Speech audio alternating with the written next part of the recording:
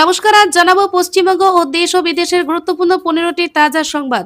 শুরুতেই দেখে নিন শিরোনাম, পরে থাকবে বিস্তারিত। মমতার হাত ধরবে কংগ্রেস, জোট নিয়ে স্পষ্ট বার্তা প্রদেশ নেতৃত্বের। অন্নপূর্ণা যোজনা তৃতীয় কিস্তি নিয়ে বড় আপডেট, কারা টাকা পাবেন জানুন। লোকসভা থেকে সাসপেন্ড করলেন বিদ্রোহী মহিলা সংসদের অপমানের অভিযোগে কড়া পদক্ষেপ স্পিকারের। লক্ষ্য সংখ্যালঘুদের মন পাওয়া, দলের আদর্শ প্রচারে এবারে বড় সিদ্ধান্ত বঙ্গ বিজেপির। কাটমানি কালচার সামনে চলিতেছে এবার বিজেপি বিধায়কের নাম ভাঙিয়ে টাকা আদায়ের অভিযোগ। বিধানসভাতেই বড় অফার দিল ঋতব্রত, শিবির বাইরে বেরিয়ে ফাঁস করলেন কুণাল। বাংলা থেকে ভাইবোপন্থী তৃণমূলের চিহ্ন মুছে যাবে, কি করবেন বিধানসভায় দাঁড়িয়ে বললেন শুভেন্দু। সপ্তম বেতন কমিশনে বিজ্ঞপ্তি জারি, সরকারি কর্মীদের জন্য বড় খবর। রাজধানী উত্তাল হবে 17তেই খবর দিয়েছিল মার্কিন দূতাবাস, ফাঁস হলো আরশোলাদের আরও কীর্তি। কুণাল ঘোষকে চ্যাংদোলা করে বের করে দেওয়া হলো বিধানসভা থেকে। টিএমসির পাশাপাশি সিপিএমকে ছাড়বেন না শুভেন্দু, কেন পয়েন্ট বললেন শুভেন্দু। এবার মমতা বন্দ্যোপাধ্যায়ের সঙ্গে শুভাশিসকে তলবিডির। 5 টাকার মা ক্যান্টিনে লক্ষ টাকার দুর্নীতি অভিযোগে বিশ্ববিদ্ধ প্রাক্তন তৃণমূল কাউন্সিলর রূপা। ভালো বেতন পেলেও মিলবে মহিলাদের ফ্রি বাস যাত্রা, বড় ঘোষণা শুভেন্দু অধিকারীর। কৃষকদের জন্য ভর্তুকি, অঙ্গনবাড়িতে বিনামূল্যে বিদ্যুৎ, প্রতি মাসে বিল, বড় ঘোষণা শুভেন্দু সরকারের। এতক্ষণ শুনলেন খবরের শিরোনাম, এবার আসছে বিস্তারিত খবরে। বঙ্গে বিজেপির কাছে ক্ষমতা হারার পর বদলাচ্ছে তৃণমূলের রাজনৈতিক কৌশল। এতদিন একলা লড়াইয়ের পথে হাঁটা মমতা বন্দ্যোপাধ্যায় এবার প্রকাশ্যেই বিজেপি বিরোধী শক্তিকে এক মঞ্চে আসার ডাক দিলেন। তবে সেই আহ্বানে সাড়া দেওয়ার কোনো তাড়াহুড়ো নেই বলে স্পষ্ট জানিয়ে দিলেন প্রদেশ কংগ্রেস। মমতার ডাকে সাড়া দেবে প্রদেশ কংগ্রেস। বিধানসভা নির্বাচনে বিপুল আসনে জয় পেয়ে ক্ষমতায় এসেছে বিজেপি, আর বড় ধাক্কা খেয়েছে তৃণমূল কংগ্রেস। এদিন 21 জুলাইয়ের সমাবেশ থেকে বাংলায় ইন্ডিয়া জোটের শরিকদের সঙ্গে একসঙ্গে লড়াই করার ইচ্ছা প্রকাশ করেন মমতা বন্দ্যোপাধ্যায়। মঞ্চ থেকে মমতা বলেন, বাংলার সব রাজনৈতিক দলকে বলছি, যারা সত্যিই বিজেপির বিরুদ্ধে জোট বাঁধন তৈরি হন। তারই মন্তব্যের পর স্পষ্ট, রাজ্যে বিজেপিকে তর্ক দিতে এবার জোটের সমীকরণকে গুরুত্ব দিতে চাইছে তৃণমূল। শুধু কংগ্রেস নয়, বাম দলগুলির প্রতি একই আহ্বান জানান মমতা বন্দ্যোপাধ্যায়। তার কথায়, বিজেপির বিরুদ্ধে রাজনৈতিক লড়াইয়ে তার বা দলের কোনো ধরনের ইগো নেই। উল্লেখ্য, গত জুন মাসে কংগ্রেসের ডাকা ইন্ডিয়া জোটের বৈঠকেও অভিষেক বন্দ্যোপাধ্যায়কে সঙ্গে নিয়ে যোগ দিয়েছিলেন তৃণমূল নেত্রী। সেই সময় জল্পনা তৈরি হয়েছিল কংগ্রেসের সঙ্গে তৃণমূলের সম্পর্ক আরও ঘনিষ্ঠ হতে পারে, যদিও সেই সম্ভাবনা শেষ পর্যন্ত বাস্তবায়িত হয়নি। এবার ফের জোটের বার্তা সামনে আসায় রাজনৈতিক মহলে নতুন করে প্রশ্ন উঠেছে, কংগ্রেস কি মমতার এই প্রস্তাবে সাড়া দেবে? যদিও ইন্ডিয়া জোটের শরিক হয়েও পশ্চিমবঙ্গে আসন সমঝোতার পথে এতদিন হাঁটেনি তৃণমূল। সেই কারণে 2024 সালে লোকসভা নির্বাচন এবং 2026 সালে বিধানসভা ভোটে রাজ্যে একাই লড়েছিল দলটি। তবে মমতার এই আহ্বানকে গুরুত্ব দিতে নারাজ প্রদেশ কংগ্রেস। তৃণমূলের 15 বছরের শাসনের অবসানের পর বিজেপির বিরুদ্ধে ঐক্যের ডাককে কটাক্ষ করেছেন দলের মুখপাত্র সুমন রায়চৌধুরী। কংগ্রেসের মুখপাত্র বলেন, তৃণমূল নেত্রীর এখন হঠাৎ মনে পড়েছে ইন্ডিয়া ব্লক ও জোটের কথা। এতদিন ন্যারেটিভ তৈরি করেছেন সারা দেশে তিনি বিজেপিকে আটকাতে পারেন, সেজন্য জোটের নেতৃত্ব ওনাকে দেওয়া হোক, কংগ্রেসের দ্বারা হবে না। এখন তৃণমূল বাংলা থেকে উঠে গেছে যে বিজেপিকে উনি জায়গা করে দিয়েছে, সেই বিজেপি ওনাকে শূন্য করে দিয়েছে। তৃণমূল এখন শেষ। ব্যক্তিগত ক্যারিশমায় সভায় লোক হলেও রাজ্যে তৃণমূল আর নেই। জোট নিয়ে আমাদের উচ্চতর নেতৃত্ব চিন্তা ভাবনা করবে, তবে এই মুহূর্তে রাজ্যে একাই লড়বে কংগ্রেস। আমরা বিজেপি ও তৃণমূলের থেকে সম দূরত্ব বজায় রাখবো। মমতা বন্দ্যোপাধ্যায় পলিটিক্যাল বিট্রিগার, ওনার সঙ্গে সমঝোতা হতে পারতেননি জানান। আগামী বছরের শুরুতে রাহুল গান্ধীর নেতৃত্বে ব্রিগেডে একইভাবে সভা করবে কংগ্রেস। একই সঙ্গে স্পষ্ট করে দেন, এই মুহূর্তে রাজ্যে তৃণমূলের সঙ্গে কোনো ধরনের জোটের সম্ভাবনা তারা দেখছেন না। মমতা বন্দ্যোপাধ্যায়ের নতুন রাজনৈতিক বার্তা, রাজ্যের বিরোধী রাজনীতিতে নতুন জল্পনা তৈরি করলেও প্রদেশ কংগ্রেসের অবস্থান আপাতত অপরিবর্তিত। ফলে আগামী দিনে বিজেপি বিরোধী জোট এক ছাতার তলে আসবে নাকি আলাদা লড়াইয়ের পথে বজায় থাকবে, সেদিকে নজর থাকবে রাজ্যের রাজনৈতিক মহলের। আগস্ট মাসে অন্নপূর্ণা যোজনা তৃতীয় কিস্তি দেবে রাজ্য সরকার। জুলাইয়ে 1 কোটির বেশি উপভোক্তার অ্যাকাউন্টে 3,000 টাকা করে পাঠানো হয়েছিল। আগামী মাসে কতজন এই প্রকল্পের টাকা পাবেন, এই নিয়ে জল্পনা কল্পনা চলছে। এর মাঝেই বড় আপডেট দিলেন মুখ্যমন্ত্রী শুভেন্দু অধিকারী। অন্নপূর্ণা যোজনা নিয়ে কমল চিন্তা। অন্নপূর্ণা যোজনায় আবেদন করলেও এখনও অনেকে টাকা পাননি। বহু যোগ্য আবেদনকারীর অ্যাকাউন্টে 3,000 টাকা করে আসেনি বলে অভিযোগ। এই আবহে মুখ্যমন্ত্রী আশ্বস্ত করে জানিয়েছেন, কোনো যোগ্য মহিলা এই সরকারি প্রকল্প থেকে বঞ্চিত হবেন না। শুভেন্দু বলেন, কারো স্ট্যাটাস যদি আন্ডার এনকোয়ারি অথবা আন্ডার প্রসেস দেখায়, এর মানে হলো এখনও আপনার নথি যাচাই চলছে। আবেদনকারী আদেও এই সরকারি প্রকল্পের সুবিধা পাওয়ার যোগ্য কিনা সেটা খতিয়ে দেখছেন সরকারি কর্মচারীরা। জানা গেছে, নথিপত্র যাচাইয়ের কাজ সম্পন্ন হলেই অন্নপূর্ণা যোজনার স্ট্যাটাস বদলে যাবে। যোগ্য হিসেবে বিবেচিত হলে আন্ডার ইনকোয়ারি বদলে দেখাবে পেমেন্ট প্রসেসিং। জুলাইয়ের মধ্যে আবেদনের স্ট্যাটাস পেমেন্ট প্রসেসিং দেখালে আগস্টে 3,000 টাকা পাওয়া যাবে বলে খবর। অন্নপূর্ণা যোজনার স্ট্যাটাস চেকের পদ্ধতি। অন্নপূর্ণা যোজনার স্ট্যাটাস চেক করতে হলে রাজ্যে সোশ্যাল সিকিউরিটি পোর্টালে যেতে হবে। সেখানে আবেদনের সময় দেওয়া মোবাইল নম্বর দিলে ফোনে একটি ওটিপি আসবে, সেটি দিয়ে লগইন করলে আবেদনের স্ট্যাটাস দেখা যাবে। এদিকে গত জুন মাস থেকে অন্নপূর্ণা যোজনার আবেদন প্রক্রিয়া শুরু হয়েছে। আগামী আগস্ট মাস পর্যন্ত আবেদন চলবে। এই সময়কালের মধ্যে ইচ্ছুক মহিলারা আবেদন জানাতে পারবেন। সরকারের বেঁধে দেওয়া শর্ত অনুসারে আবেদনকারী যোগ্য হিসেবে বিবেচিত হলে তার অ্যাকাউন্টে 3,000 টাকা করে পাঠাতে শুরু করবে রাজ্য। লোকসভা থেকে সাসপেন্ড তৃণমূল সাংসদ কল্যাণ বন্দ্যোপাধ্যায়। জানা গিয়েছে তার বিরুদ্ধে মহিলা সংসদের অপমান ও নারী বিদ্বেষী মন্তব্যের অভিযোগ তুলেছেন এনসিপিআই সাংসদরা। সেই অভিযোগের ভিত্তিতে শ্রীরামপুরের সাংসদের বিরুদ্ধে কড়া পদক্ষেপ নেন লোকসভার স্পিকার ওম বিড়লা। বাদল অধিবেশনে বাকি দিনগুলোতে আর লোকসভায় থাকতে পারবেন না তিনি। লোকসভা থেকে সাসপেন্ড কল্যাণ বন্দ্যোপাধ্যায়। জানা গিয়েছে বুধবার অধিবেশনের শুরুতেই এনসিপিআই সাংসদের তৃণমূলের বিদ্রোহী শিবির সঙ্গে বাগবিতণ্ডায় জড়িয়ে পড়েন কল্যাণ। মিতালিবাগ শতাব্দী রায়দের সঙ্গে তার জোর বিবাদ হয়। সূত্রের খবর, বিদ্রোহী সংসদদের দল বদলু বলে কটাক্ষ করেছিলেন তৃণমূল সাংসদ। পাল্টা শতাব্দীরা প্রতিবাদ করলে তর্কাতর্কি শুরু হয়। এমনকি ভূপেন্দ্র যাদবকে কটাক্ষ করতে ছাড়েননি কল্যাণ। এরপর তার বিরুদ্ধে স্পিকারের কাছে অভিযোগ জানায় এনসিপিআই নেতৃত্ব। সেই অভিযোগের ভিত্তিতে কল্যাণকে সাসপেন্ড করেন স্পিকার ওম বিড়লা। জানা গেছে সাসপেনশনের পরেও বিদ্রোহীদের কটাক্ষ করেন কল্যাণ। বেরিয়ে যাওয়ার সময় তিনি বলেন, দরকার হলে বাইরে থাকবো, তবে বেঈমানদের সামনে মাথা নত করব না। কল্যাণকে সাসপেন্ড করা নিয়ে ইতিমধ্যেই সরব হয়েছে কালীঘাট তৃণমূল শিবির। বেলেঘাটার বিধায়ক কুণাল ঘোষ বলেন, কল্যাণ বন্দ্যোপাধ্যায়কে সাসপেন্ড করা চূড়ান্ত অগণতান্ত্রিক। বেঈমানদের রক্ষাকারীরা কল্যাণদের সাসপেন্ড করছেন। কল্যাণদা যা বলেছেন, যা করেছেন ঠিক করেছেন। এদিকে 21 জুলাই কালীঘাট তৃণমূলের সভার পর থেকে শিরোনামে রয়েছেন কল্যাণ বন্দ্যোপাধ্যায়। গতকাল শহীদ দিবসে কর্মসূচিতে খোদ মমতা বন্দ্যোপাধ্যায়ের ওপর ক্ষুব্ধ হয়ে সভাস্থল ছেড়ে বেরিয়ে গিয়েছিলেন শ্রীরামপুরের সাংসদ।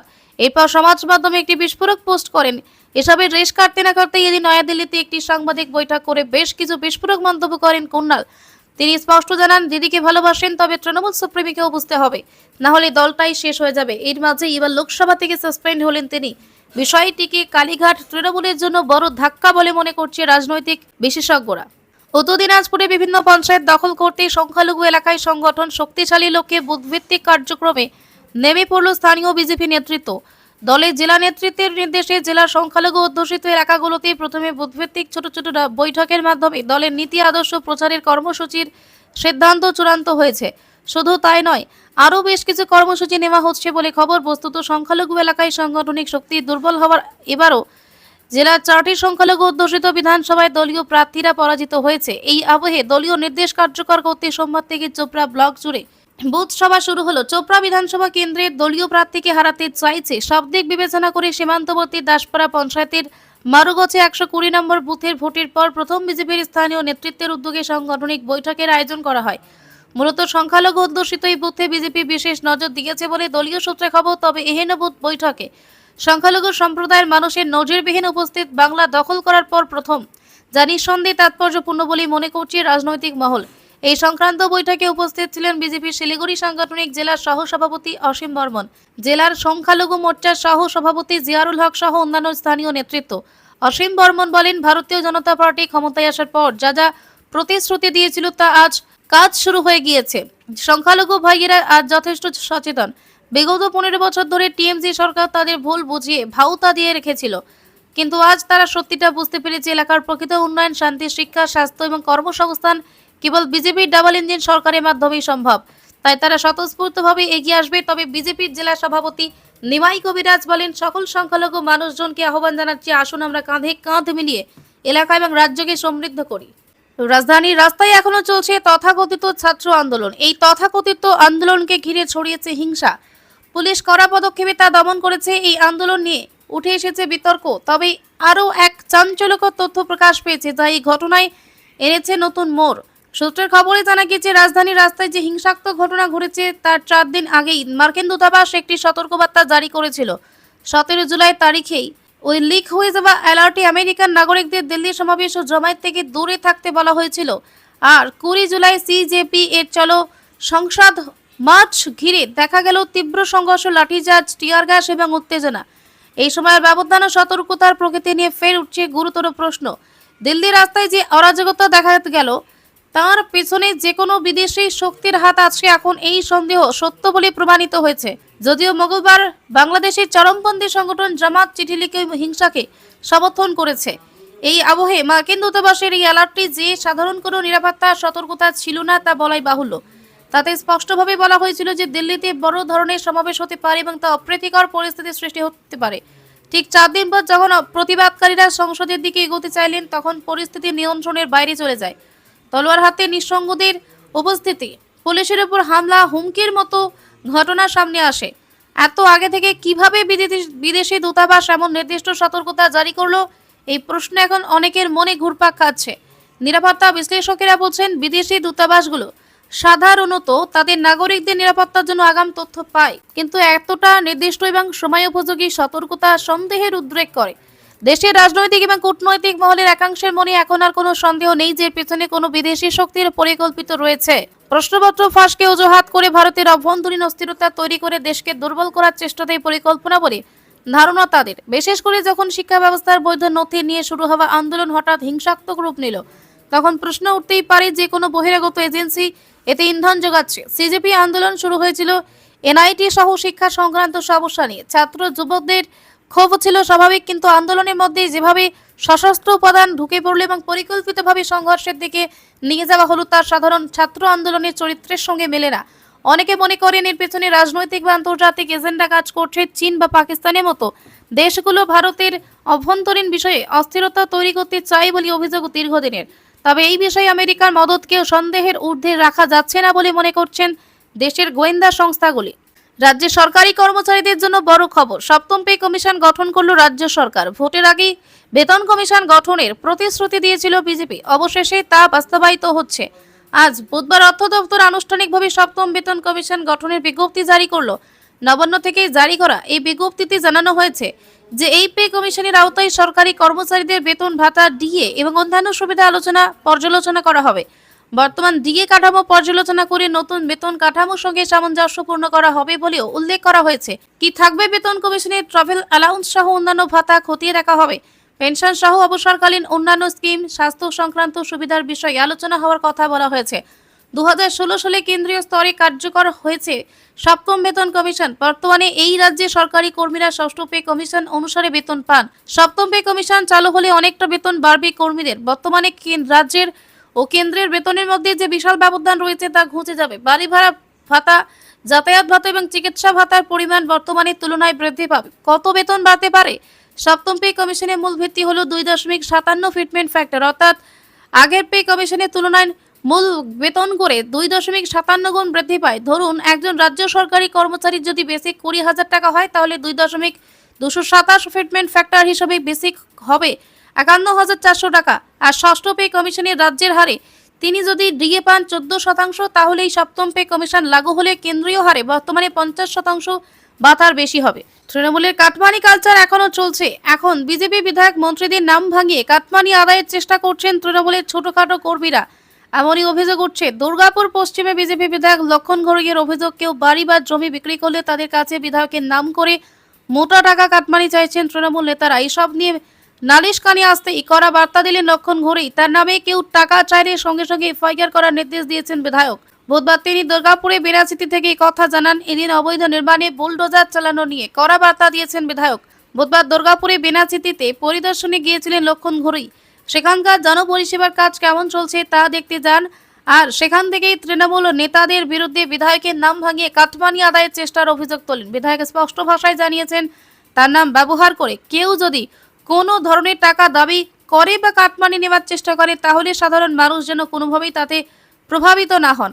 লক্ষণবাবুর পরামর্শ, এমন কোনো ঘটনা ঘটলে অবিলম্বে থানায় এফআইআর দায়ের করতে হবে। তিনি জানান, তার কাছেও ইতিমধ্যে এমন বেশ কিছু অভিযোগ এসেছে। সেই অভিযোগের ভিত্তিতে তিনি থানায় গিয়ে লিখিত অভিযোগ দায়ের করবেন। পাশাপাশি তিনি প্রশাসনের কাছে এই ধরনের প্রতারণার সঙ্গে জড়িতদের বিরুদ্ধে কঠোর আইনানুগ ব্যবস্থা নেওয়ার আবেদন জানিয়েছেন। লক্ষণ ঘড়ইয়ের বক্তব্য, সাধারণ মানুষের স্বার্থ রক্ষা করা তার দায়িত্ব, তাই তার নাম ভাঙিয়ে কেউ বেআইনি আর্থিক লেনদেন বা কাটমানি আদায়ের চেষ্টা করলে এফআইআর এর ভিত্তিতে সঙ্গে সঙ্গে কঠোর ব্যবস্থা নেওয়া হবে বলে আশ্বাস দিয়েছেন। অবৈধ নির্মাণে বুলডোজার চালানো নিয়ে বিজেপি বিধায়কের শ্রাপ বার্তা, বেআইনিভাবে কেউ কিছু করলে বুলডোজার নিয়ে ভেঙে দেওয়া হবে, তাই ফ্ল্যাট তৈরি করুন নিজের জায়গায়, সরকারি জায়গায় পা বাড়ালেই ভেঙে দরমস করে দেওয়া হবে। কে আসল তৃণমূল আর কে নকল, এই নিয়ে কে লাগাতার বিতর্ক চলছে। সুপ্রিমো মমতা বন্দ্যোপাধ্যায়ের হাত ছেড়ে একাধিক বিধায়ক যোগ দিয়েছে ঋতব্রত বন্দ্যোপাধ্যায়ের শিবিরে। গুটি কয়েকজন বিধায়ক এখনো রয়েছেন মমতার সঙ্গে, তাদের মধ্যে অন্যতম বেলেঘাটার তৃণমূল বিধায়ক কুণাল ঘোষ। বলা ভালো, মমতা বন্দ্যোপাধ্যায়ের দুঃসময় যিনি এখনো কালীঘাটের অন্যতম শক্ত খুঁটি, সেই কুণালকে এবার বড় অফার ঋতব্রত শিবিরে, তা আবার কুণাল ঘোষ জানালেন নিজে মুখেই। বুধবার কুণাল ঘোষ অভিযোগ করেন বিধানসভার বক্তা হিসেবে নাম কেটে দিচ্ছে ঋতব্রত শিবির। বক্তা হিসেবে নাম কেন নেই সেই হাউজের অন্দরে প্রশ্ন করেন কুণাল। এই নিয়ে উত্তপ্ত হয়ে ওঠে বিধানসভা। আখরুজ্জামানের সামনে এসে কুণাল প্রশ্ন তোলেন, বক্তা তালিকা থেকে আমার নাম কাটলেন কেন? সেই সময় আখরুজ্জামানের কোনো উত্তর না দিয়েই নিজের বক্তব্য পেশ করতে থাকেন। এদিকে কুণাল ও অনর তিনিও একই প্রশ্ন করতে থাকেন। ধীরে ধীরে উত্তপ্ত হয়ে ওঠে পরিস্থিতি। হাউসের অভ্যন্তরে বিশৃঙ্খলা তৈরি হয়। এরপর অধ্যক্ষ বাড়ি বাড়ি কুণাল ঘোষকে সতর্ক করে বলেন, আমি কিন্তু বলছি আপনি না বসলে ফের বের করে দেব। তারপর মার্শাল ডেকে চ্যাংদোলা করে বের করে দেওয়া হয় বেলেঘাটা বিধানসভার বিধায়ককে। পরে তিনি বিকেলে শোভনদেব চট্টোপাধ্যায়ের সঙ্গে সাংবাদিক বৈঠকে বসেন। সেখান থেকে কুণাল দাবি করে বলেন, আমাকে জাভেদ খান বলেছেন আপনি এদিকে চলে আসুন, তাহলে বলতে পারবেন। এটা কোনো কথা হলো? প্রসঙ্গত জাভেদ খানও এখন ঋত শিবিরের সদস্য। এবার তিনি নাকি অফার দিয়েছেন কুণাল ঘোষকে তাদের শিবিরে যোগদানে। কুণাল এদিন এও দাবি করেছেন আখরুজ্জামান তাকে নাকি বলেছেন তার সঙ্গে কুণালের সম্পর্ক ভালো, তবে উপর থেকে বারণ আছে। এই উপরটা কে সেই বিষয়েও জানতে চান কুণাল।